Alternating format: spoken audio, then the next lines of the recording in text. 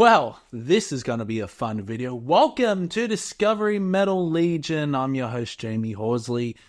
Today we are looking back into history and revealing the true crimes in metal. The terrible crimes in metal, especially in the black metal genre, but also in other sub-genres of metal. Today I'm going to tell you the shocking crimes in metal and who committed the crimes. From rape to fucking suicide to even murder. This is going to be a fun video.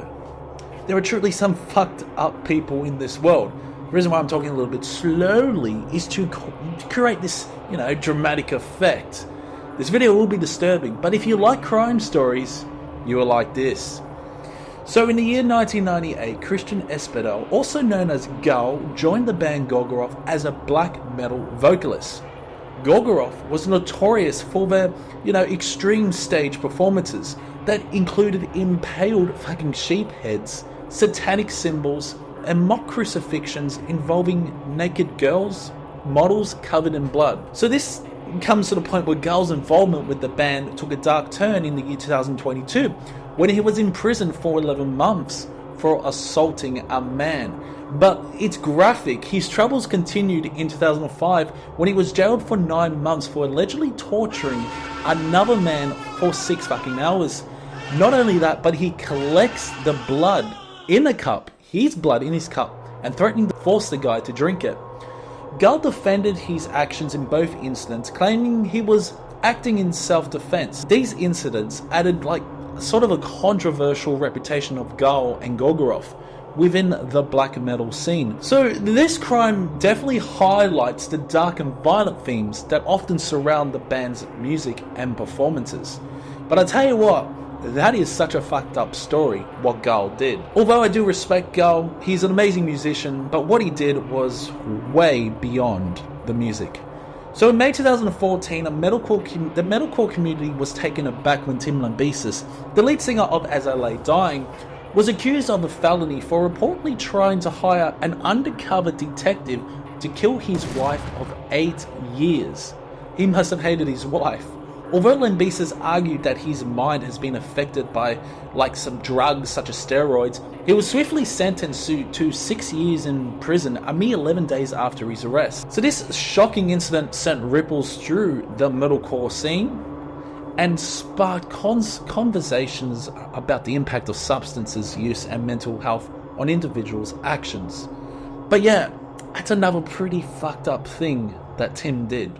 Talking about Varg Vikernes, a prominent figure in black metal, gained fame through his solo project Bertsum and his involvement with the controversial band Mayhem, which is one of my favorite black metal bands. However, Varg is most notorious for his violent actions off stage. So in the year 1992, he was accused of setting fire to 3 Christian churches in Norway, and the following year he fatally stabbed Mayhem's lead guitarist, Øystein, aka Euronymous. So Vikernes was convicted in the year 1994 and sentenced to 21 years in prison for the murder and arson. Despite this, he was granted parole in 2009 and also put out an album, Balus. Vikernes maintains his innocence in the church burnings and claims he acted in self-defense when killing Euronymous. He continues to deny his involvement in the church burnings. Which side do you believe? Did he burn the churches or not? Comment below. Although he openly supported such actions as burning down churches at that time. And we are not done with Mayhem. And of course we've got to talk about Dad Olin. So he is, of course, was the lead vocalist of Mayhem. He had a morbid belief that he was already dead. And he would do some crazy shit like carry a dead bird to inhale its scent. He was displaying disturbing behavior. So in the year 1991, Dead took his own life by slashing his wrists and shooting himself with a shotgun. He left a chilling note to his bandmates apologizing for the blood and urging them to begin the party. His body was discovered by Euronymous, the one that Varg stabbed to death, who controversially decided to take photos of Dead. One of these photos was later used as the cover of Mayhem's album, Dawn of the Black Hearts. Should I show it on YouTube? Maybe I shouldn't.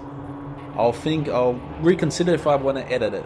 The tragic end of Dead and the unsettling aftermath remained a haunting chapter in the history of black metal, one of the notorious crimes. In the aftermath of the notorious Fantoft-style church arson in Norway in the year 1992, a dark incident involving Emperor's drummer Bård Faust Eithun unfolded. Following the arson, Faust committed a brutal murder, stabbing his victims 37 times. The motive behind the attack was reportedly linked to the victims' alleged, sexual advances towards Faust, reflecting the prevalent homophobia in the European metal scene during that time. So he didn't like gays. In a parallel event, Dissection frontman Jorn Nordtveit was implicated as an accessory to the murder of a gay man in 1997, which was deemed a hate crime by authorities. Nordtveit later expressed remorse for his involvement in the killing and was sentenced to 7 years in prison. I did not know that. While incarcerated, he continued to create music for his band's third album, released in 2006. So tragically, following the album's release, Nordtveit took his own life, characterized by ritualistic elements. These disturbing events shed light on the dark and tragic undercurrents within the metal music world during that era. I tell you what, some very dark stuff is unfolding, but there is more, because in the year 1998, Moebus, the mastermind behind the German pagan black metal group Absurd, perpetrated a heinous act that would define his legacy.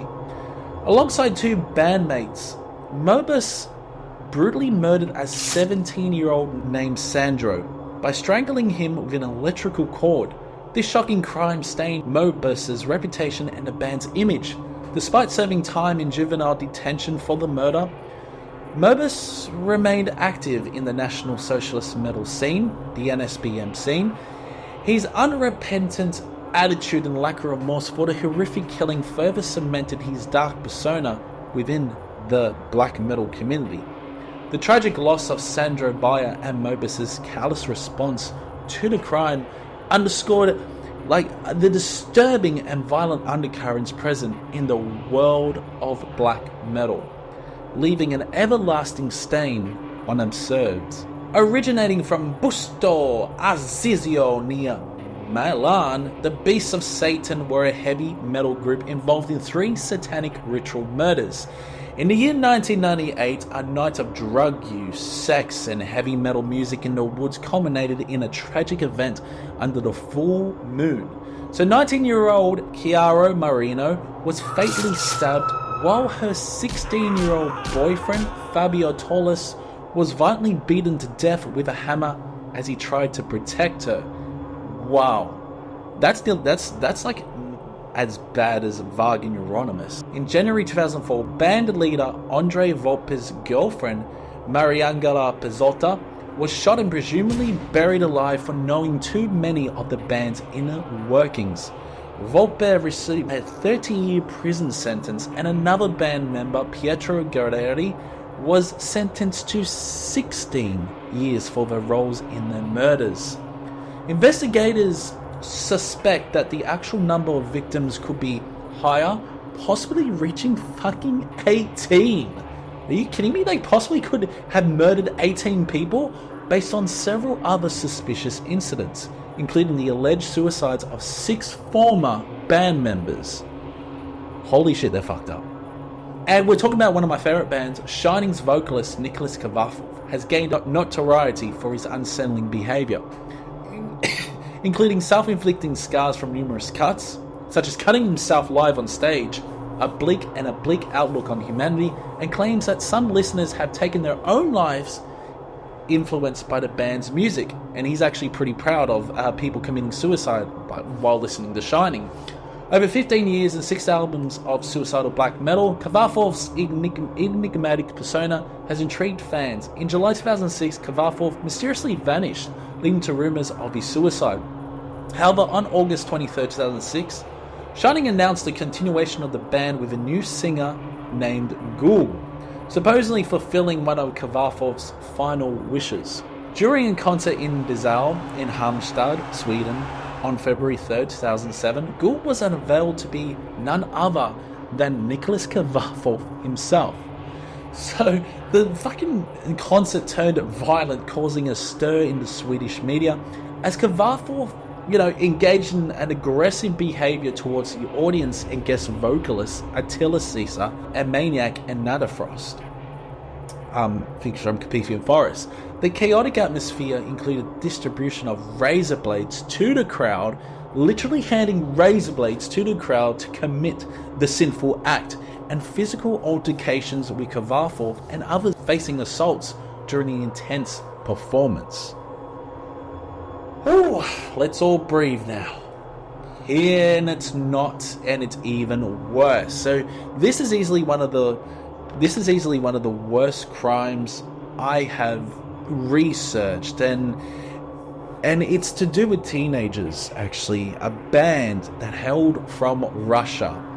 So Artyom Alexandrovich and Anofriv and Nikita Vakotogovich Litkin were a pair of serial killers from Irkutsk, Russia, known as the Academy Maniacs, aka December Pugachobo, which is sort of a porno grind. I think they're porno grind. During a spree that occurred in Irkutsk between December 1st, 2010 and April 5th, 2011, while they were still teenagers, the duo committed 6 murders and injured 9 others. They were apprehended on April 5th, 2011 and faced charges that included murder, robbery, abuse of victims' bodies, and organizing extremist activities. This is really disturbing. I don't think I should go on with the details because it's way too... If you want to just research Academy Maniac, on Google, and you'll be surprised, how disturbing. I think they even killed an elderly woman as well.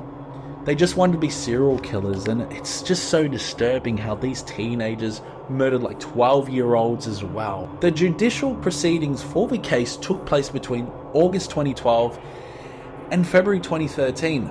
Eventually, on April 2nd, 2013, the Irkutsk Regional Court sentenced Anofriv to life imprisonment and Litkin to 24 years behind bars.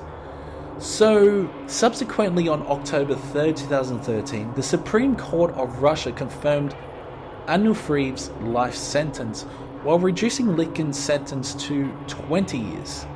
So tragically on November, well, it's not tragic, but yeah, on November 30th, 2021, during the COVID era, Litkin took his own life by slashing his wrist at a correctional colony in Angarsk, with his body discovered early on December 1st, 2021. So, there are some true crime stories in metal. Let me know what you thought. It's been fun, and I'll see you in the next one. We'll definitely need a shot of rum after that.